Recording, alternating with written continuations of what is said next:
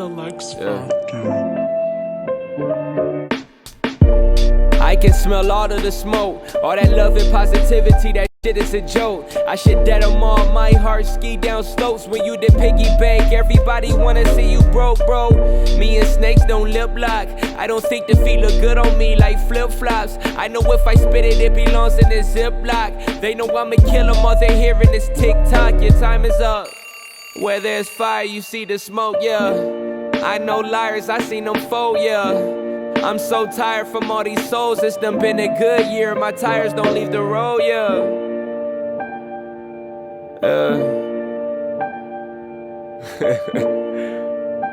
Are they serious? I seen liars that test. All right, let me talk to you real quick about Rexius Nutrition in Ralston. Rexius carries an awesome line of pre-workout from brands like Alpha Lion, Bucked Up, 5150, Insane Labs, and several other brands. They also have a great selection of protein powder, including my personal favorite, the All Max Hexapro cookies and cream flavored. Can't go wrong with that. They also carry the very popular brand Accent Sledge protein powders, branched chain amino acids, which are crucial to stay hydrated, and pre-workout. They also carry locally owned brands like VHI Fit. They carry their protein powders in several different flavors. They also have pre-workout, branched chain amino acids, vegan protein powder as well. And if you have a sweet tooth like me, you gotta try this Omaha protein popcorn. The owners Jamie and Brent Stryker are absolute studs and are very knowledgeable with a background in bodybuilding. Jamie even reached pro status as an IFBB pro women's physique competitor. Stop by Rexius Nutrition in Ralston on the corner of 84th and Q and receive 10% off when you tell them you're there on an official visit. Welcome, ladies and gentlemen. My name is Oscar Galindo. I'm back with another episode of The Official Visit. This week, I'm here with a very talented, in my opinion, a somewhat under-recruited player who's lighting it up on defense for the Junior Jays. Senior defensive back, athlete. He gets in on special teams and receiving as well. Senior Zac McLeay. How's it going, man? Good. How are you? Doing pretty good, man. Just grinding away like always. Yep. Yeah, man, for sure. All right, so like I said, we're gonna get this started how we usually do. Jump into our pregame questions. Just kind of get to know you a little bit. Kind of get you talking a little bit more. The first one I got is, do you have a pregame routine? This could be individual or maybe as a team. You guys like to do something together. Anything like that? Usually for me, so like I prep with mass the day of a game every time. Mm-hmm. So then after mass, I'll get some Jimmy John's. Usually Okay. go to something light.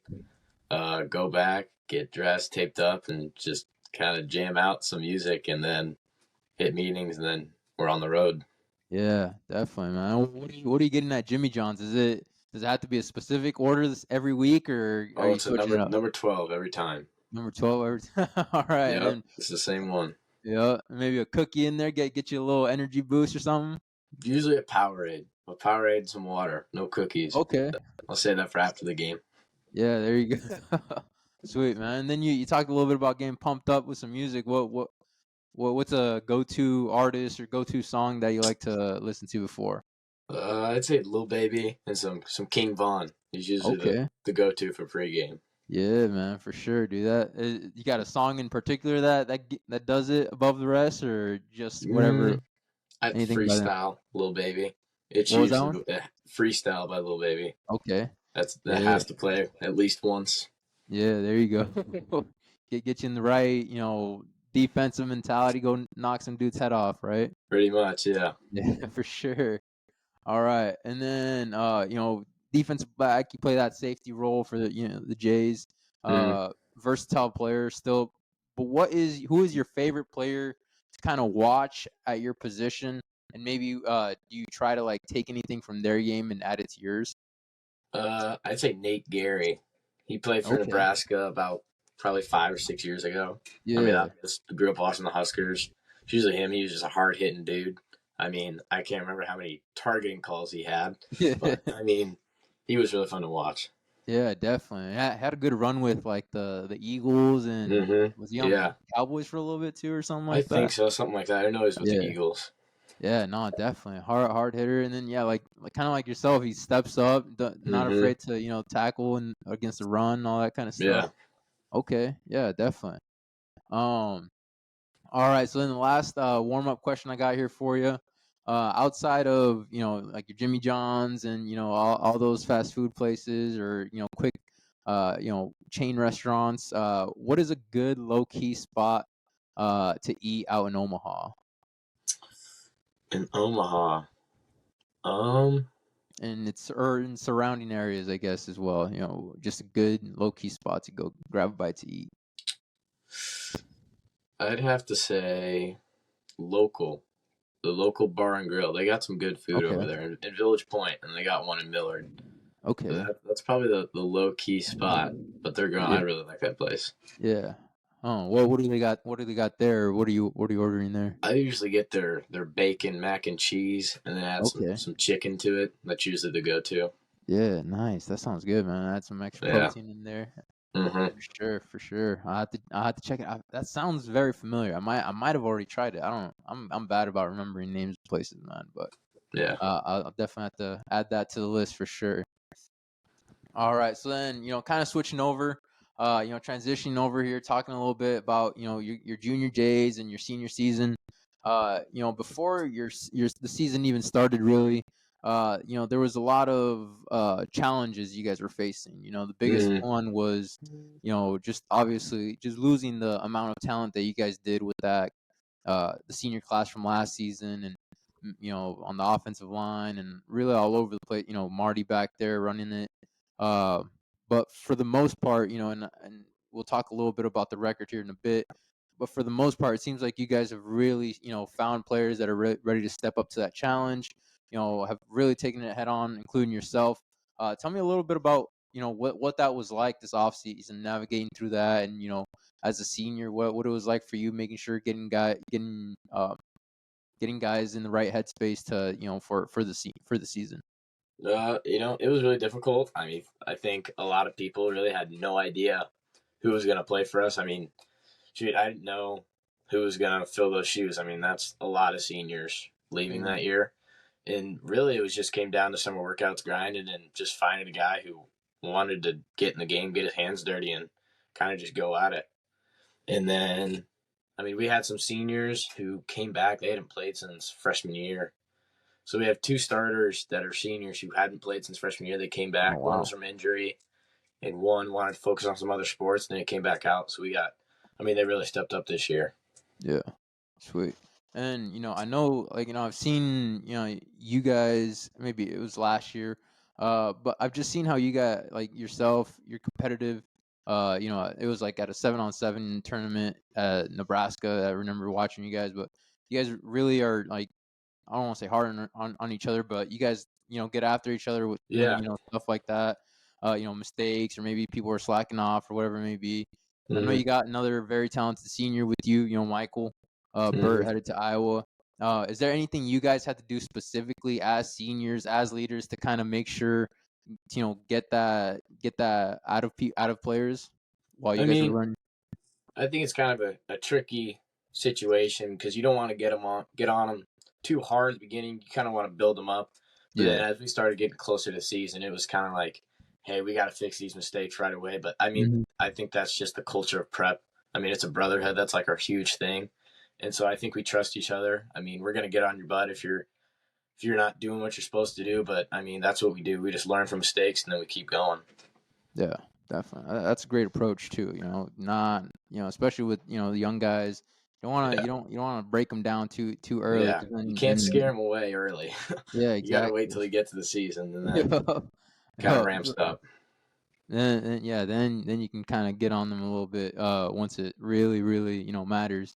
So then kind of starting the season, uh you know on top of the challenge of all those players that you guys lost, you guys also didn't really get much help with the schedule. Nope. Ton of playoff teams right off the bat. A record right now stands at 1-3, but really, anybody that's really been paying attention and kind of watching the games, They know that the tape shows a different story than what the record says. You guys had that close battle with Bellevue West.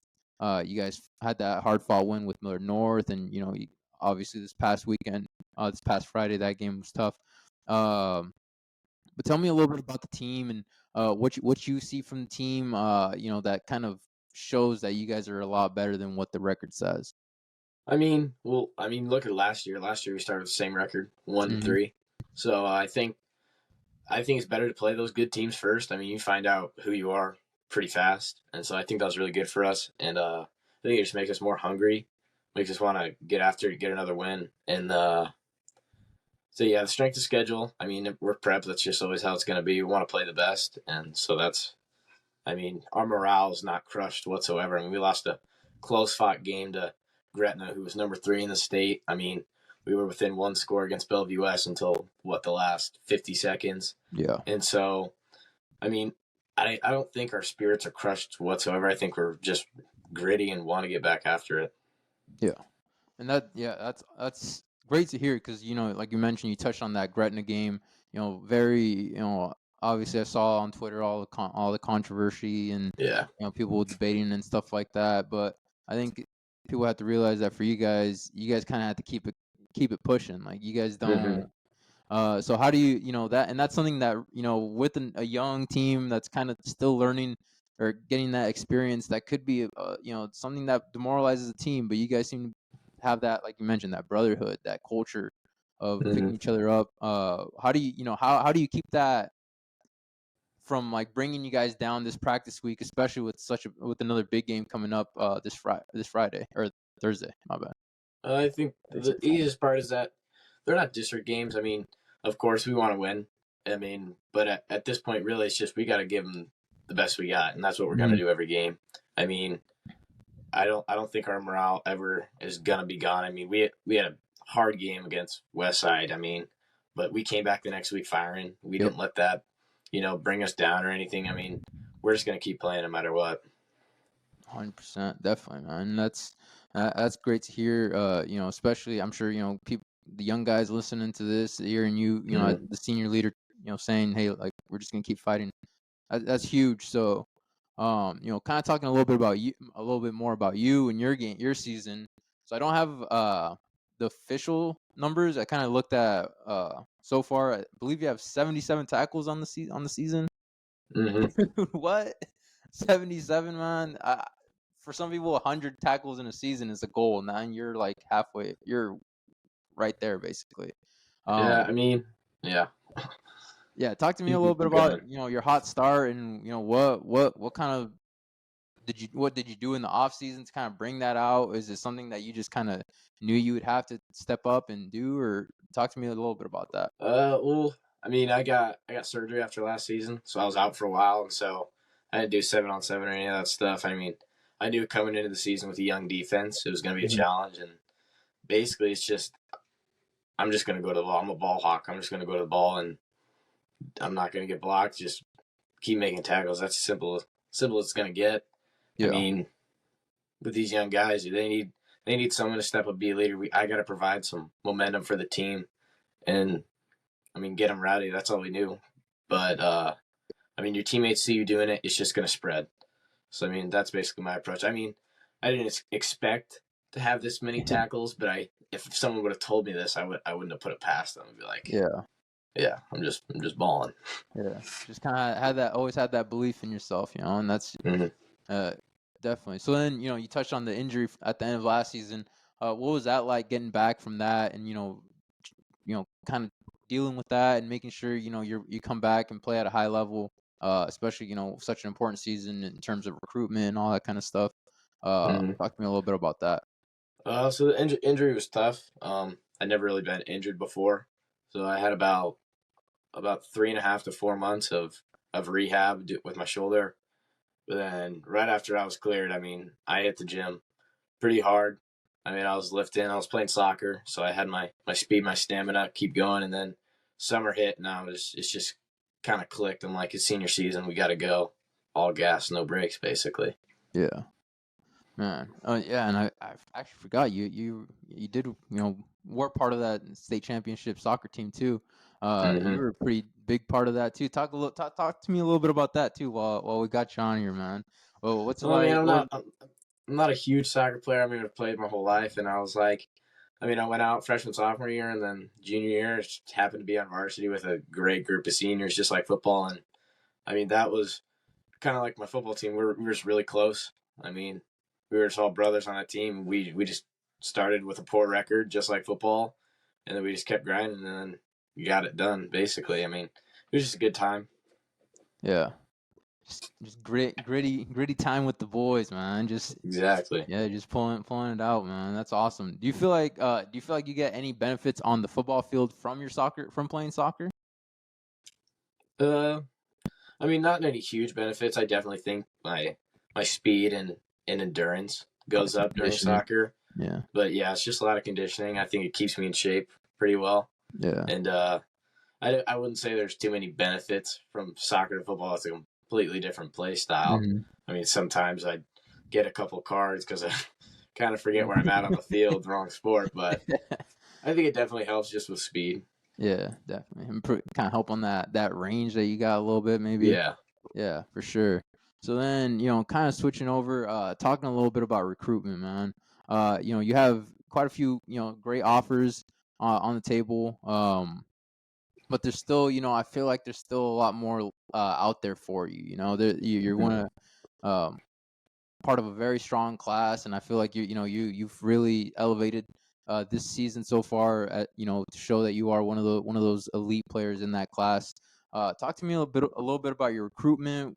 How that's been going. What kind of coaches have been talking to you, schools, all that kind of stuff. Well, I've talked to a lot of the D2s in the Midwest.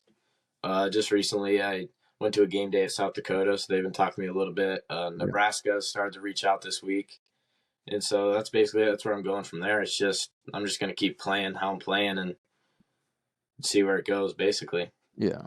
What are you kind of hearing from the South Dakotas and the Nebraskas? Are they saying maybe they just need more tape from you, or they needing to see something else from you, or what's kind of been the holdup, I guess? I think South Dakota. I mean, they said more tape. I'll probably find out more about Nebraska this weekend. I'll be going down to a game, Okay, so but that's just basically where I'm at. nice. And then you mentioned the Nebraska visit or the game visit. What are you looking forward to for that? And then do you have any other visits coming up? Oh, it's a night game, so that'll be interesting. Yeah, I have no other visits really planned yet. I'll probably make it up to another South Dakota game, but as far as I'm concerned, I'm just gonna, keep playing football, keep sending out my film, and just kind of keep leading my team just to carry out the season, have fun. yeah. Yeah, 100%. So then when it comes when your time comes to finally make that decision and decide where you want to spend the rest of or your college career at. What are some of the things you're kind of looking for? What are some of the big selling points for you? If for a college that wants to get you on their campus and get you signed and all that kind of stuff. I think culture is a big thing, especially from prep. I think we have a really good winning and brotherhood, tough culture. Um, and otherwise than that, I'd just say just a good program, a good spot that I not too far from home. But yeah, Okay. that's basically my options are just completely open. Yeah, definitely. Just kind of letting whatever happens happens, right? Hmm. Like I always say, man, you'll always end up exactly where you need to be. Is my Hmm. is my philosophy, I guess. If you learn anything from me, that's my little nugget, I guess. I like Um, that. so then, if I'm a coach and I'm like talking to you, or if I'm looking at recruiting you, uh, what kind of player? And I ask you, I guess, Zach, what kind of player am I getting? What about you makes it like a need to have you on my team. What do you bring to the table? What would you say to a coach? I'd say my biggest thing is just toughness. I mean, like I said last year, I had a bummed out shoulder about halfway through the season. I played all the way through that, and then I'm just kind of just gonna go nuts on the field. I mean, I'm not gonna back down from anyone. I'm gonna tackle anyone who comes in front of me. and just be explosive and just all gas, no brakes. A leader mostly too. I would build the guys up next to me. For sure, man. Love that, man. Sure. Heat-seeking missile in the secondary is what you're getting. Mm-hmm. Yeah. All right. And then kind of starting to wrap up a little bit. Like we mentioned earlier, the record on the record book says 1-3 right now, but we know there's a lot of ball left. Like you mentioned, just looking at last year, you guys started exactly the same, ran the table, and you guys ended up one game away from the state championship. So, what's something that you would like to, by the time the season's over, what would you like to have said about this 2023 Creighton Prep team? I would just say mostly, just don't count us out. I mean, I said at the beginning of the season, we're Creighton Prep. We're a gritty team. We're a tough team, and that no matter who's on our team, I mean, the way we're coached, we're just going to get after it, and we're going to be a tough team to play every time. We're going to hit you hard. We're going to fire back the rest of the game. Awesome, definitely, man. And you guys have definitely showed that up until this point. I believe. So that's all I kind of had for questions. The last thing I have here that I do on the podcast is I call them life game balls. Basically just shouting out those people, shouting out coaches, family, teammates, friends, whoever it may be that up until this point has really helped you become kind of the person you are, helped you kind of push you when you needed that push. And just made you a better person. Just taking that time to show that gratitude towards those people. The biggest one would probably be my dad. I mean, he pushed me to do my best in everything I do. He's instilled a great work ethic in me that I've got from him. So that's the biggest one. I'd say the coaches at Creighton Prep, especially Coach Moose, Coach Young, they've always kept faith in me, always told me to work harder, and just they've got me to where I am today. And then, I mean, my teammates, especially that culture at Prep, I mean, we're going to push each other to our limits and make sure we're getting better every day. Definitely. Yeah, for sure. Having that solid, support system at home and, on the field and at school, that's huge for sure. Yeah, man, I appreciate you taking time to do this, man. That's all I had for you. I guess my just ending question, going away question is I want to hear a hot take from you for the college football season. Do you have any takes out there that you just want to throw out there that you've just been burning a hole in your head? I'd say I think Colorado is a little overhyped right now. I've seen all this stuff on Twitter, especially against their game against Nebraska. Yeah. I'd say they gotta face a super tough team, like an SEC team, and see what really happens before we keep bringing up all this hype. Yeah, man. Before we start talking Heismans and national favorites and all that kind of stuff, I feel that definitely I could respect that. Sweet, man. Yeah, definitely. I'm sure that's something most of Husker Nation can get behind you with on that one. So, definitely, man. Yeah, that's all I have for you, bro. I appreciate it, man. All right, no problem. Yeah, dude. Thank you. Yeah, thank you for taking time to do this. I seen liars that testified on their oath, I hear rappers not living out what they wrote, my peers ought to be studying, taking notes. How you hate me to the core when I keep your ass afloat. I put pressure on they pencils.